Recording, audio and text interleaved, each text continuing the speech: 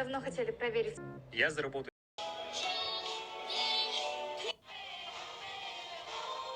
Если вы хотите красиво, успешно, богато выглядеть, то не жалейте денег своего мужа. Он еще мне недавно подарил iPhone 16. Кто самая красивая, Жан? Конечно, ты, Жан.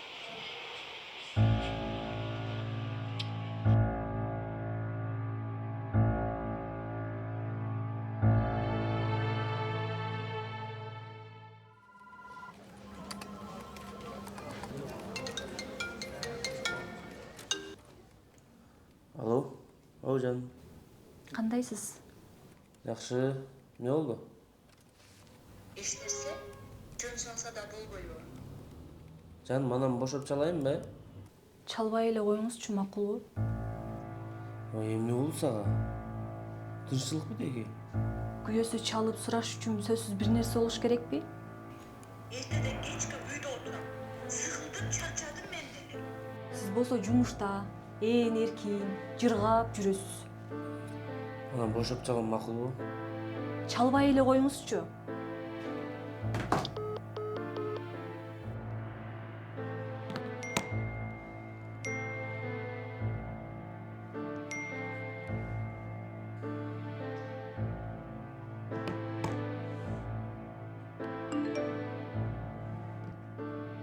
Кадыр, бош болсоң жумуштан кийин жолугабычы, жарым саатка.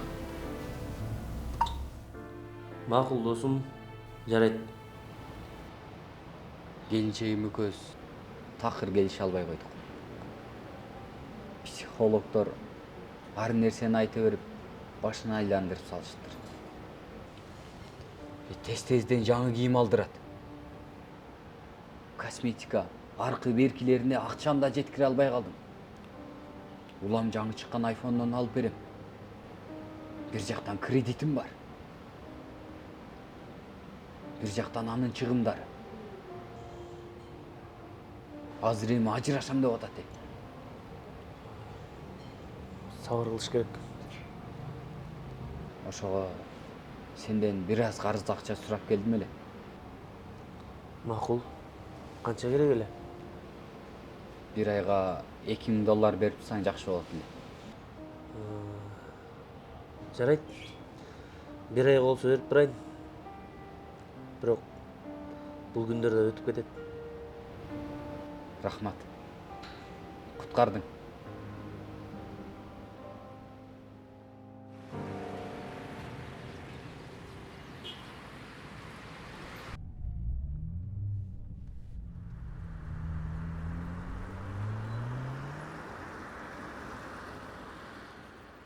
Мы еще в этом году, буквально через месяц, планируем путешествовать по Европе.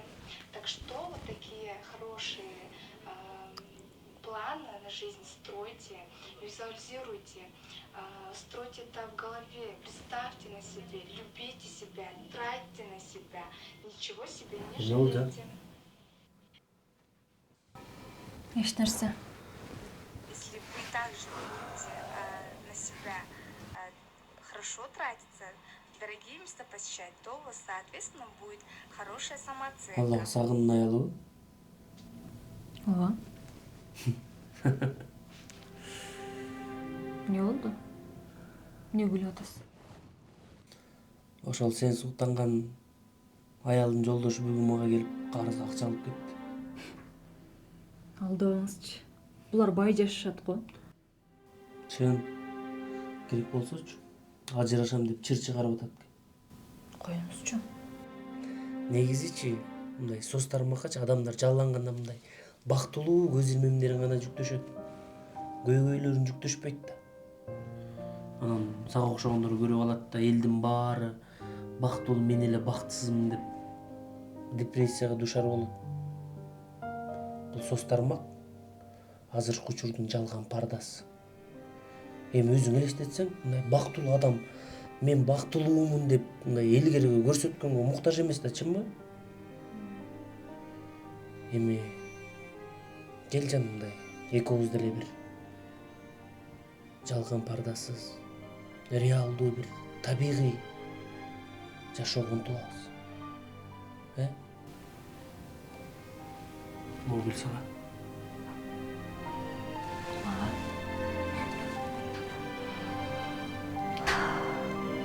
Рахмат.